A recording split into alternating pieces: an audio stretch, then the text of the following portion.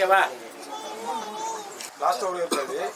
Captain மறைவுக்கு வடிவில் வரல, அதுக்கு என்ன சார் நினைக்கிறீங்க? வந்து அவருக்கு பிரச்சனையாக இருக்கும்னு கருதி இருக்கலாம். வேற ஒன்றும் வரக்கூடாதுன்னு நினச்சிக்க மாட்டார். ஏன்னா கேப்டனுக்கு ரொம்ப ஒரு அவருக்கு ஆகாத அரசியல் நீதியான மோதல் இருக்கிறது உங்களுக்கே தெரியும் பத்திரிகை துறைக்கு. சரி, அந்த மாதிரி பொது இடத்துக்கு வரும்போது அவருடைய ஆதரவாளர்கள் மத்தியில் அவர் ரொம்ப நீண்ட கியூ இருக்குது இல்லையா? பீச்சிலேருந்து கிட்டத்தட்ட 4 கிலோமீட்டருக்கு அவருடைய ரசிகர்களும் தொண்டர்களும் கண்ணீரோடு வேதனையோடு இருக்கிற இடத்துல ஒரு ஆப்போசிட்டாக இருக்கக்கூடியவர் வந்தால் நல்லா இருக்குமான்னு நினச்சி வராமல் வச்சுருப்பார். அது என்ன சொல்றதோடைய அதெல்லாம் கிடையாது. ஒரு மனிதன் இறந்துட்டாலே முடிஞ்சு போச்சு. அது எதிரி எவ்வளோ பெரிய எதிரியாக இருந்தாலும் முடிஞ்சு போச்சு. ஒன்றும் இல்லை, நான் என்ன கூட பேட்டி கொடுத்தேன். இப்போ பெரியார் வந்து பார்த்தீங்கன்னா அண்ணாவை திட்டாத வார்த்தையே கிடையாது. அப்படிப்பட்ட அண்ணா ஜெயிச்ச உடனே முதல் ஆசீர்வாதம் வாங்கினது பெரியார்கிட்ட. அதே அண்ணா இறந்தப்ப பெரியார் கடந்து கதறினார். அதே மாதிரி எம்ஜிஆர் இறந்தப்ப எம்ஜிஆர் வந்து 13 வருஷம் அவர் சாவர வரைக்கும் மரம் சேர்ந்தார்.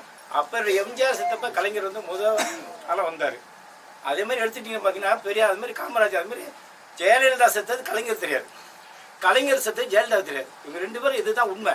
அதேமாரி விஜயகாந்த் இன்னைக்கு ஏங்க ஒன்றும் இல்லைங்க, நீ முதல்வர் அரசியலில் 1000 பேர் இருந்தால் கூட அவர் ஒரு தனியாக கட்சி போனால் கூட கலைஞரும் கலைஞரும் ஜெயலலிதா இருக்கக்கூடாதுன்னு சொல்லி தான் ரஜினி, கமல், விஜய் வந்து அரசியலுக்கு வராமல் இருந்தாங்க. உங்களுக்கு தெரிஞ்சா எனக்கு தெரியும். அதையும் மீறி வந்தாருன்னா ஆட்சி சரின்னு சொல்லி விஜயகாந்த் வந்தார். அதை மீறி இன்னைக்கு செத்துருக்கா இருக்கும் போது விஜயகாந்த் இன்னைக்கு வடிவேல உருவாக்குனது மெயின் விஜயகாந்த். ஏங்க எல்லாம் ஒருத்தவர் செத்ததுக்கு அப்புறம் 5000 பேர் 50,000 பேர் வந்தால் கூட இவங்க போய் தலையை காட்டணும்லங்க. ஒரு சிஎம் 2 இடம் வராதுங்க.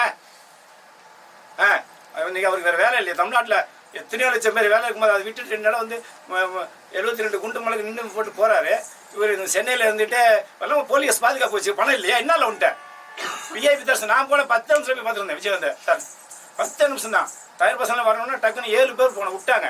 10 நிமிஷம். ஏன் இன்னைக்கு வடிவேல் தெரியாது, 10 போலீஸ் வச்சுக்கோ, 4 பாடி அடிச்சு கூட்டு போ. யார் உள்ள வருவா? போலீஸ் மீறி உள்ள வந்து அடிச்சு வருவாங்களா? வடிவேல் சார் வந்து இந்த போண்டாமணி சார் இறந்தது கூட போலன்னு சொல்லி விவேக் இறந்து வரல. அப்ப யார் சாவு வரல? வடிவேல் சார் வந்து எல்லாரும் நம்ம தான் உருவாக்குறோம்ல காமெடியனா. யார் சாவு வடிவேல் வரல? விவேக் அது இல்லை சொல்றேன் கேட. இதனால அண்ணன் சொல்லும் போல சேர் சொல்லும் போல எங்களுக்கு சினிமா தான் முக்கியம். இருந்தாலும் சார் இப்போ விஜயகாந்துங்கும் போது இன்னைக்கு சினிமா திரையுலகத்துக்கு இன்னைக்கு மிகப்பெரிய ஆளாக வந்து விஜயகாந்த் அந்த வார்த்தை நாங்கள் சொல்கிறோம்.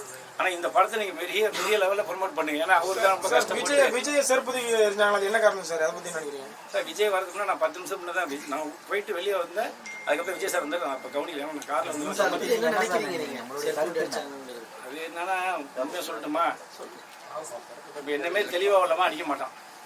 போதையில் உள்ளவ எவனா இருந்தால் அதெல்லாம் ஏற்றுக்க முடியாது. என்ன காரணம், சில பேர் அந்த போதை 2 பேர் ஒரு கோட் வாங்கி கொடுத்தாலே சண்டை போடுறாங்க.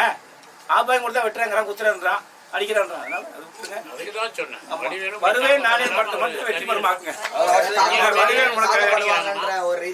நம்ம ஒரு எதிரியா இருந்துட்டு போனாங்க என்ன நடக்குது?